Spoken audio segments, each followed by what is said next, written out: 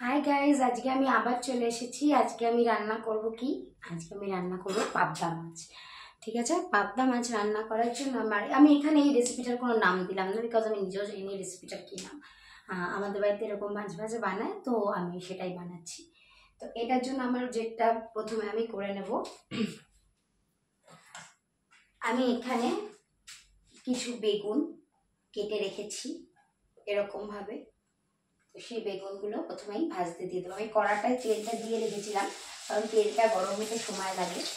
তাই আমি এখানে কিছু বেগুন ভাজতে দিয়ে দেবো।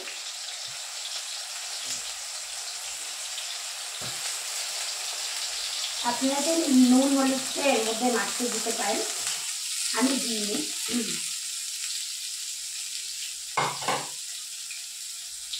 আমি শুধু পাবদা মাছে নুন হলুদ আর একটু তেল মাখিয়ে রেখেছি।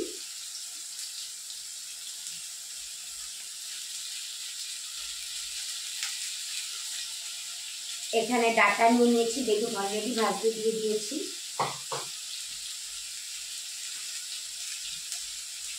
আলু আর বড়ি,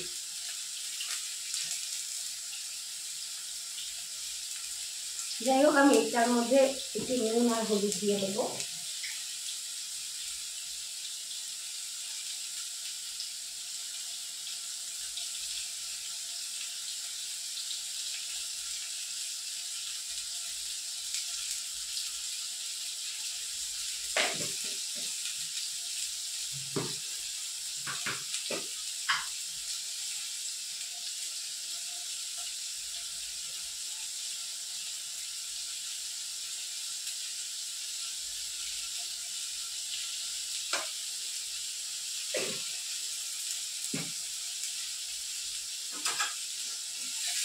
আমার এখানে বেগুনটা ভাজা হতে থাক, আমি আবার অন্য কিছু জিনিস নিয়ে ভাজার সময় আসছি।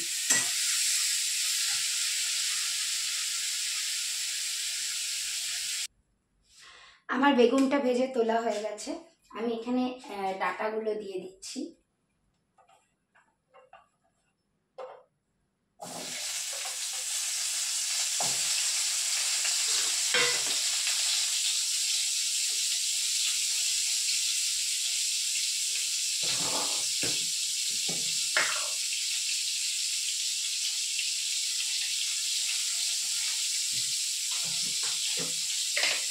জাস্ট একটু নুন আর হলুদ সবগুলোকে দিতে হবে। আমি যেহেতু মাখিয়ে রাখিনি, যারা মাখিয়ে রাখে তাদের আর দরকার হবে না, কিন্তু আমি যেহেতু মাখিয়ে রাখিনি তাই আমি একটুখানি নুন আর হলুদ সব কিছুর মধ্যেই অল্প করে দিয়ে দিচ্ছি। এবার আমি এটা একটু ভেজে তুলি, আবার আসছি নিচে দিচ্ছি। এবার ভাজতে বসিয়ে দিচ্ছি আলু।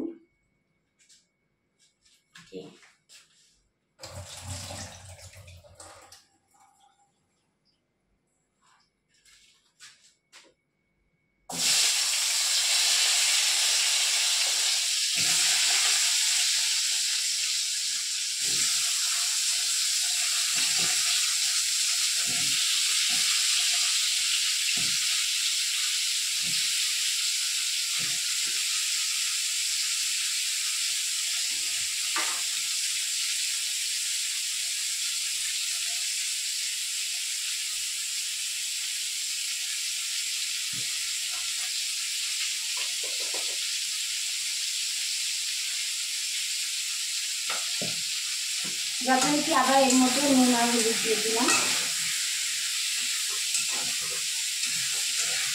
আলুটা একটু ভাজা ভাজা হবে, তারপর আবার নামিয়ে। আচ্ছা, আমি একটা কথা বলে রাখি, আমি কিন্তু এখানে সবই ভাজছি ঠিকই, কিন্তু ভাজাগুলো একদম গলিয়ে ভাজছি না। তার কারণ হচ্ছে আবার এগুলো কিন্তু মশলা কষার সময় এগুলোকে আবার দিতে হবে। তো তার জন্য আমি একদম, তারপরে আবার ঝোল দিলে ফুটবে, তো তার জন্য একদম গলিয়ে কিন্তু ভাজছি না, হালকা শক্ত করেই ভাজছি। কিন্তু তাও ভেজে নিচ্ছি যাতে ভেতরটা পুরোপুরি সুন্দর করে সিদ্ধ হয়ে যায়।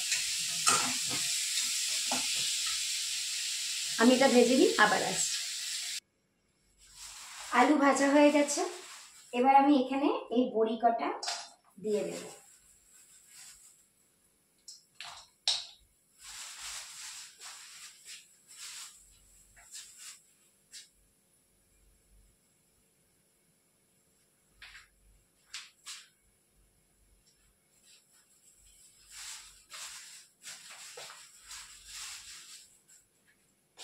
আচ্ছা, বড়িটা কিসের আমি জানি না, আমি শুধু এইটুকু জানি যে বড়িটা লক্ষ্মী দিদের বাড়িতে বানানো বড়ি।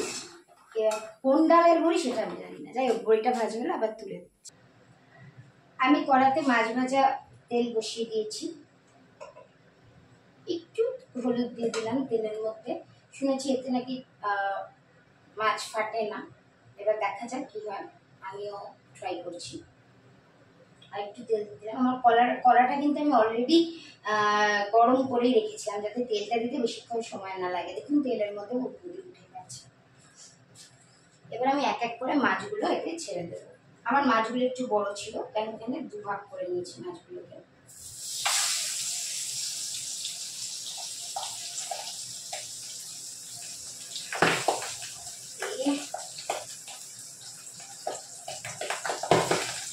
প্রচুর জোর ফাটছে মাছটা। যাই হোক, আমি এক এক করে মাছগুলো ভেজে নিই, আবার আসছি। হাই, আমার মাছ ভাজা হয়ে গেছে। এই যে আমার মাছ ভাজা। আমি এখানে 5খানা মাছ নিয়েছি, পাবদা মাছ, বেশ বড় বড় ছিল, তাই আমি দুভাগ করে নিয়েছিলাম। এবার আমি মাছের তেলটা এর মধ্যে দেওয়াই ছিল, মাছ ভাজার তেল, আর তার সাথে তেলও বেরিয়েছে মাছের অনেক, দেখলাম। তো তার মধ্যে আমি যেটা দিয়ে দেবো সেটা হচ্ছে গিয়ে একটুখানি কালো জিরে,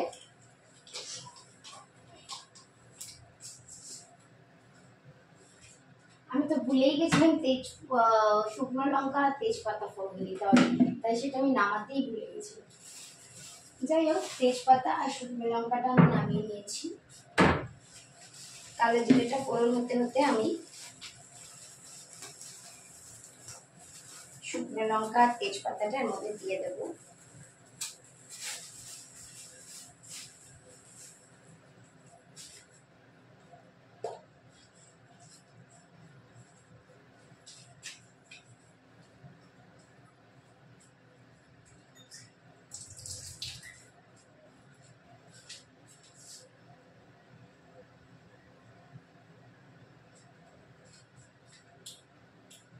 শুকনো লঙ্কা,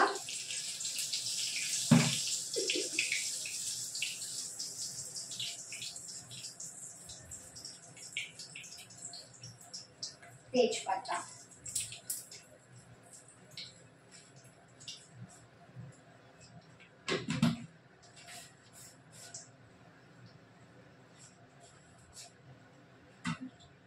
একটু ফোড়নের ভাজাটা হোক, ততক্ষণ আমি এগুলোকে তুলে দিই।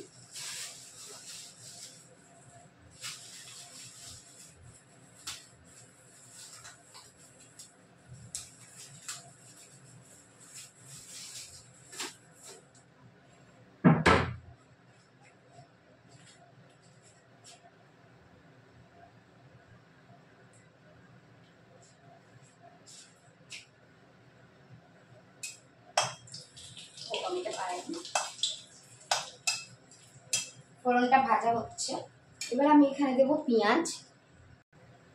আমি এখানে এটা মানে ভাজা হয়ে গেছে ফোড়নটা। এবার আমি এখানে একটা গোটা পেঁয়াজ দিয়ে দিচ্ছি।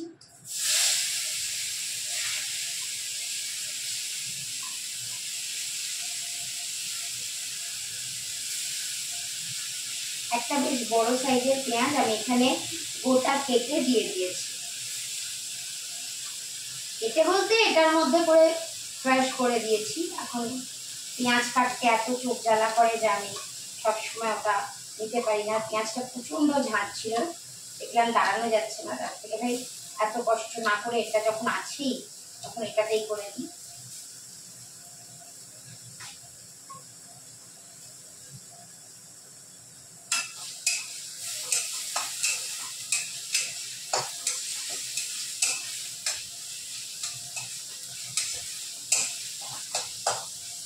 এবার যেটা দেব,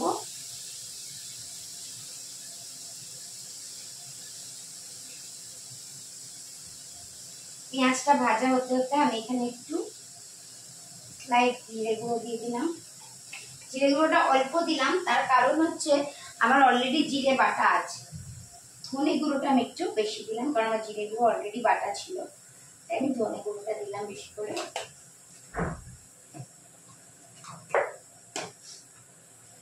হলুদ ছাড়া কি আর রান্না হয় না, তাই হলুদ তো দিতেই হবে। হলুদ,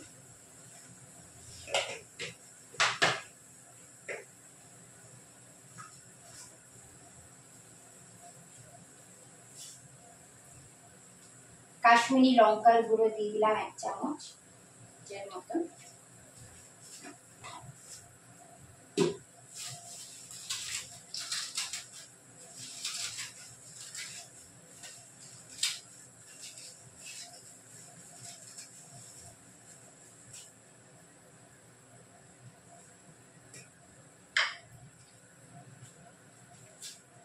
আমি সবকিছুর মধ্যেই নুন দিয়েছিলাম, তাই নুনটা এখানে আপাতত অল্প দিলাম, যদি ঝোলে কম লাগে তখন বাড়ানো যাবে।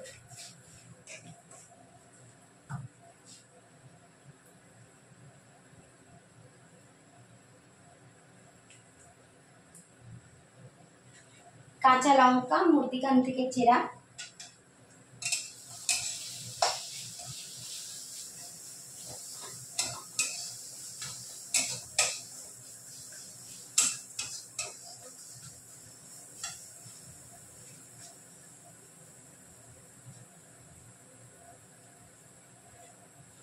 টমেটো,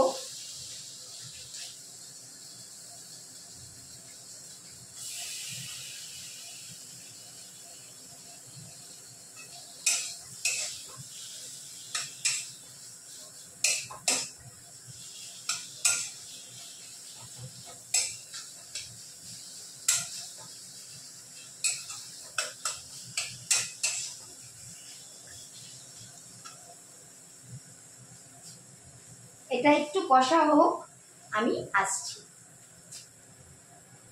ওহো, মানে এটা কষা হলে শুধু কি করে হবে, আমার তো মশলা আছে।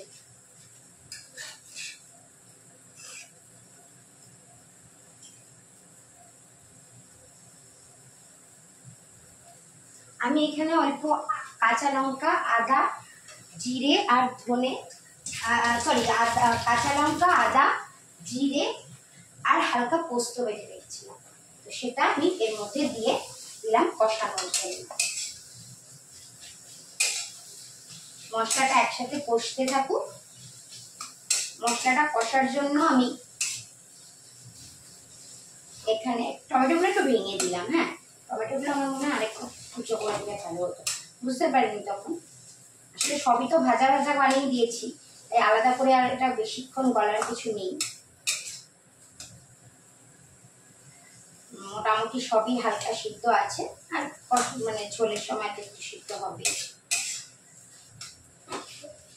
আচ্ছা, এই মশলাটা কষানোর জন্য আমি এখানে অল্প একটু জল দিয়ে দিলাম।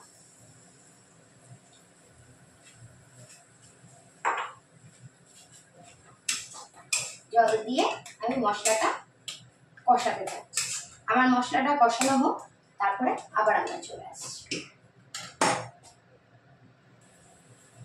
আমার এখানে দেখুন কষানোটা হয়ে গেছে, এরকম তেল ছেড়ে দিয়েছে। আমি বুঝতে পারছি না আপনি দেখতে পাচ্ছেন কিনা,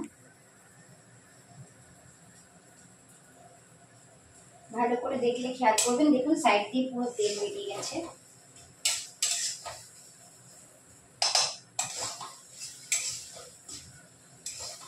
আর মশলার কাঁচা গন্ধটাও মোটামুটি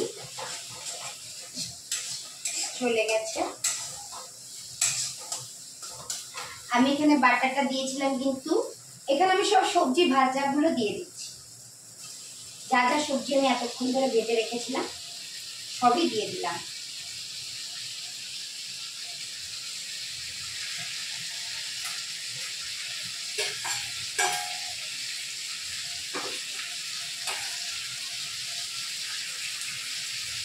আলু, ডাঁটা আর বেগুন, এবার আমি এগুলোকে সবজির সাথে ভালো করে মশলাটা মিশিয়ে নেব। পাবদা মাছটা যে পরিমাণে ফাটছিল, আমি তো কিছুতেই মাছটাকে একটার বেশি দুটো করে কড়াতে দিতেই পারিনি। আমি এক পিস করে মাছ দিয়ে দিচ্ছি, এত ফাটছে। একটা দেওয়ার সাথে সাথে যেভাবে তেল ছিটছে, যেন আর একটা দিতে আসবো সেই টাইমটাও পাচ্ছি না। তাই সেটা কিন্তু খুব সাবধানে আপনারাও ভাজবেন।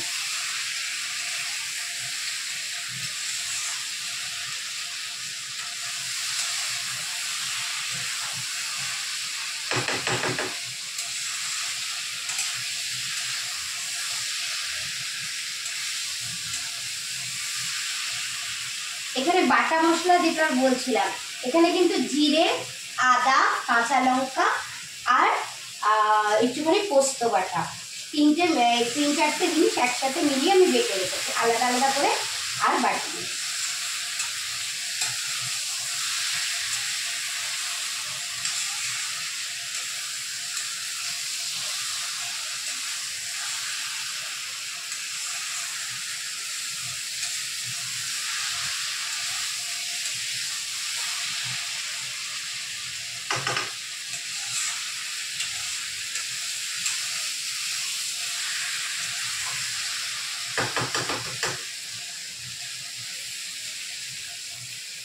এটা বেসিক্যালি আমরা মানে গরমকালের পাতলা করে ঝোল বানাতেই পারি, কিন্তু এটা আমি গরমকালের পাতলা ঝোল বানাচ্ছি না।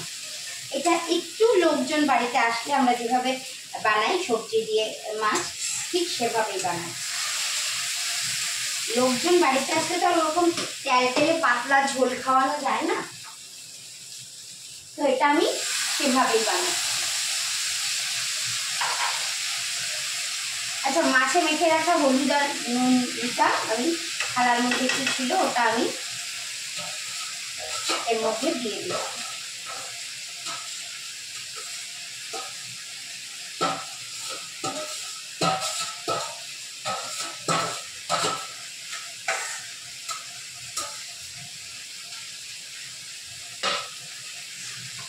সবজির তেলটাও এর মধ্যে দিয়ে দিলাম, সবজি ভেজে রাখার তেলটা।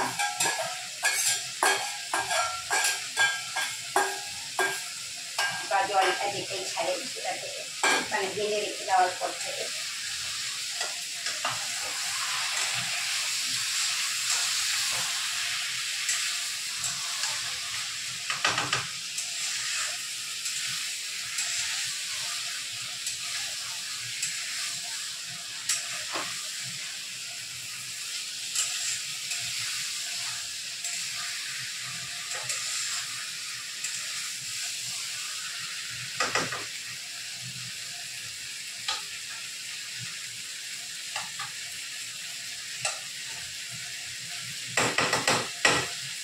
এর আগের দিন আপনাদেরকে আমি দেখিয়েছিলাম গরমকালে শরীর খারাপ থাকলে যেরকমভাবে সবজি দিয়ে মাছের ঝোল খেতে হয়, আর আজকে আমি লোকজন আসলে সবজি দিয়ে মাছের ঝোল যেটা করবো সেটা করব।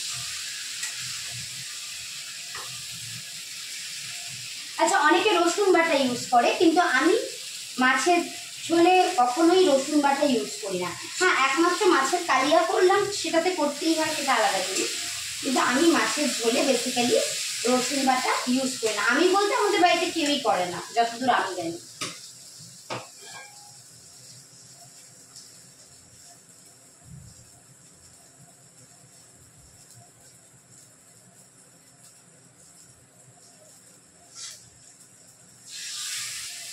অল্প অল্প জল দিয়ে মশলাটা, মানে এমনিতে তো কষানোই, তাও আমি অল্প অল্প জল দিয়ে মশলাটা যাতে এর সাথে মিশে যায় সব সবজির সাথে, সেভাবে ইয়ে করে নিচ্ছি।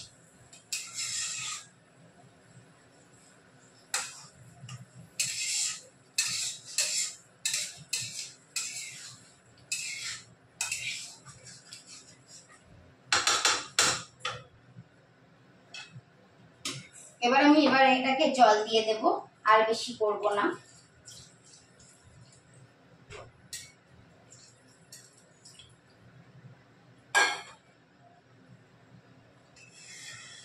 আমার অলরেডি এটা কষানো হয়ে গেছিল। আলু, বেগুন আর ডাটা আমার অলরেডি ভাজা বানানো ছিল। দেখুন ঝোলটার কালার, এটা দেখে কেউ বলবে না যে এটা শুধু তেলতেলে ঝোল, এটা কিন্তু যথেষ্ট দেখতে সুন্দর লাগছে ঝোলটা। এখনই দেখুন এটার কালার যে এতটাই সুন্দর।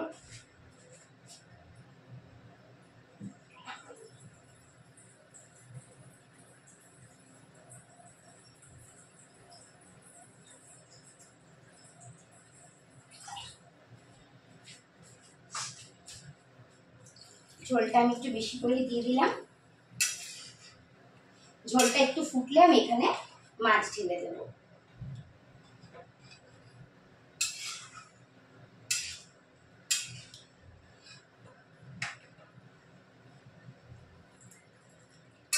আর লাস্টে আমার ধনেপাতা তো আছে, ধনেপাতা ছাড়া তো আমার রান্না ঠিক হয়ই না। দেখুন কালারটা কত সুন্দর এসেছে।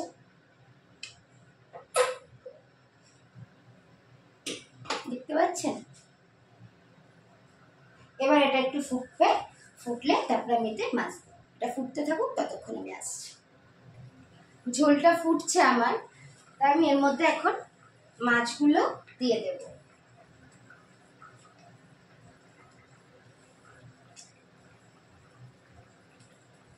মাছগুলো দিয়েও তো একটু ফুটতে হবে না, না তো মাছের মধ্যে ঝোলটা ঢুকবে না, মশলাটা ঢুকবে না।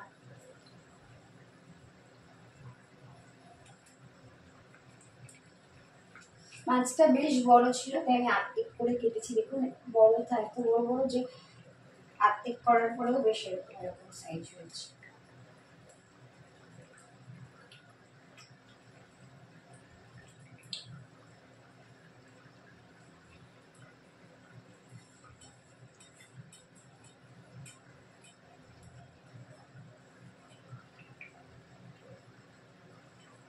এটা মাছ ভাজার তেলটাই দিয়ে দিলাম।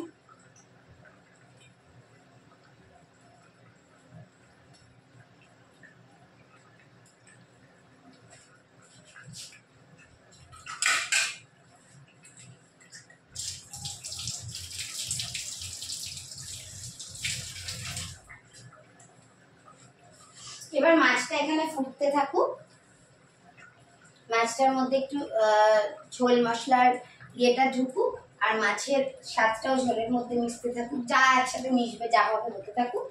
আমরা হয়ে গেলে আবার আসছি। মাছটা বেশ ফুটে গেছে। এবার আমি বড়িটা ভেজে আমি প্লাস্টিকের মধ্যে করে নিয়ে ওই নোড়া দিয়ে গুঁড়ো করে দিয়েছি, একদম গুঁড়ো হয়ে গেছে, একটু বেশি গুঁড়ো হয়ে গেছে। এবার আমি ওই বড়িটা উপর থেকে ছড়িয়ে দিলাম।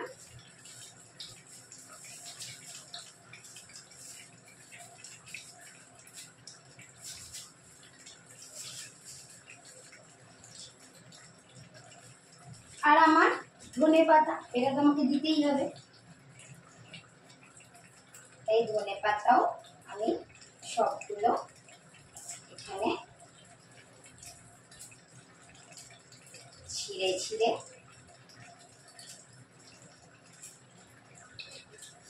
দিয়ে দিলাম।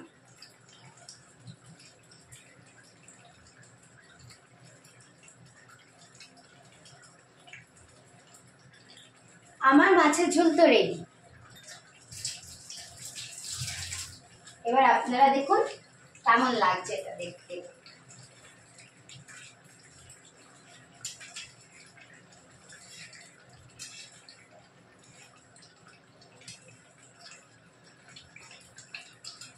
এটা কি দেখে মনে হচ্ছে ট্যালটেলা ঝোল? কাউকে দেওয়া যাবে না লোক আসলে।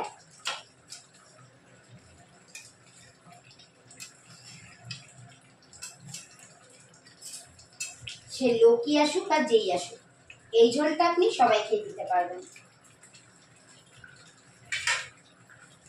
একটু কাছে নিয়ে আসি।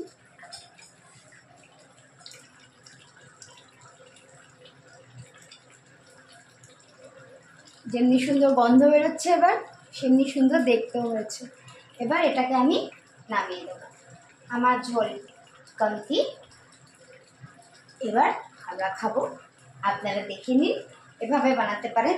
যেদিন মনে হবে যে একটু সবজি দিয়ে মাছের ঝোল করতে ইচ্ছা করছে, আর বাড়িতে লোকজনও এসে গেছে, কিন্তু ওরকমভাবে তো দেওয়া যায় না, লোকজনকে তো আর ওই ট্যালটেলে সবজি দিয়ে ঝোল দেওয়া যায় না। তখন কি করব? তখন আমরা একটু এরমভাবে করলে লোকজনকে দিতেও ভালো লাগে, তাদেরও খেতে ভালো লাগবে, নিজেদেরও ভালো লাগবে, নিজেদেরও শখটা পূরণ হয়ে গেল। আর এর সাথে আর বেশি কিছু না, শুধু একটা ডাল আর একটা ধরুন কিছু একটা ভেজে দিলাম, একটু ঢ্যাঁড়স ভাজা আর ডাল করে দিলেই, আর এই মাছটা দিলেই সুন্দর রেসিপি কমপ্লিট। মানে তাহলেই সবাই খেয়ে নিতে পারে। তো আমার এটা কমপ্লিট হয়ে গেছে। আজকের মতন এখানে আমি এটা বন্ধ করে দিলাম। আজকের মতন এখানে, নেক্সট দিন দেখা হবে অন্য কোনো রান্না নিয়ে। টাটা।